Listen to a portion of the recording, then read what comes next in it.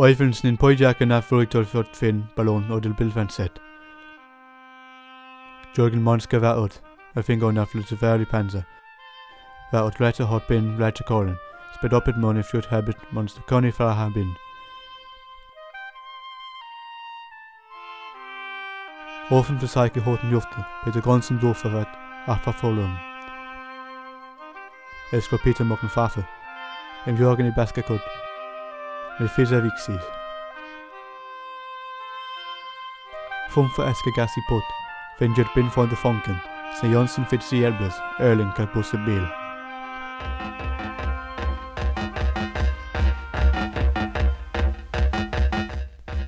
Sylvia, who's stuffed ass first into a gap near the top of the bale, says, "Boys and girls, I really am lost for actions. We have been sat under this heavy hay for an hour, and the zebras just won't go away." So this whole platoon of a dozen or so military types is stuck under the same bale, hiding from a circling convoy of mad spear zebras.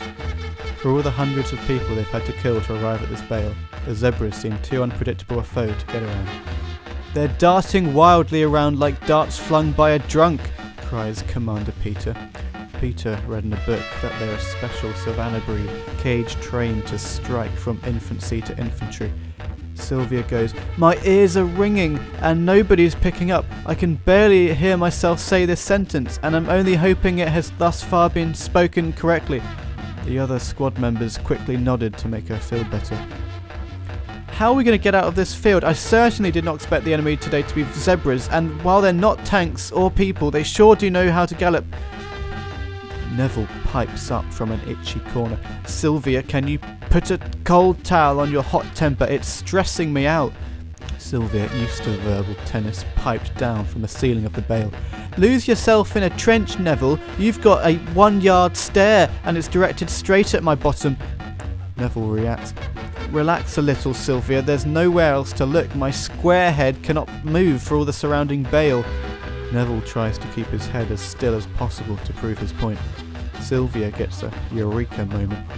"I think we should stay here till it gets dark. The zebras will have to fall asleep eventually." Peter interjects. "It's not safe here, Sylvia. You're not meant to live in hay houses. Did you learn nothing from the pigs? Zebras don't sleep. They're from the desert." Wolfen van Vatakabin Lechagen is Selomorpho Petaten.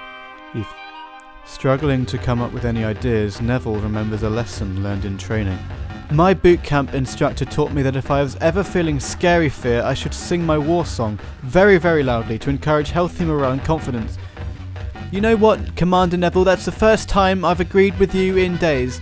So to combat the ensuing combat, they all sing their favourite war song they learnt at camp. Helplessly hoping her harlequin hovers nearby, awaiting a word. The tune attracts the musically inclined from across the battle. Out of nowhere, but probably from somewhere, a swarm of horrible sounding notes floats in. It's coming from the meadow over there. "What in the name of battle is that?" "It sounds like a lot of trumpets playing different songs at the same time. The detuned deserters, the trumpeteers of every platoon joined in one anti-harmonious harming brigade. They part wrong chords until the enemy gets upset and gives themselves in. Took a whole platoon out with just E minor over G flat." Despite not understanding what music is and how its rules could be subverted, the zebras reacted aggressively, running around spearfully. It didn't take long for one to accidentally pierce another, and soon a long zebra kebab had formed, charging in all sorts of directions. That's got me hungry," thought Peter, picturing a fire big enough to roast the long rotisserie and a man big enough to spin it slowly, for it was of great comfort for the people of war to imagine such scenes. Marching around the huge zebra chain, the trumpeteers blew one final pop at the hay bale, blowing the entire stack into the wind and leaving the military assembly awkwardly folded across each other.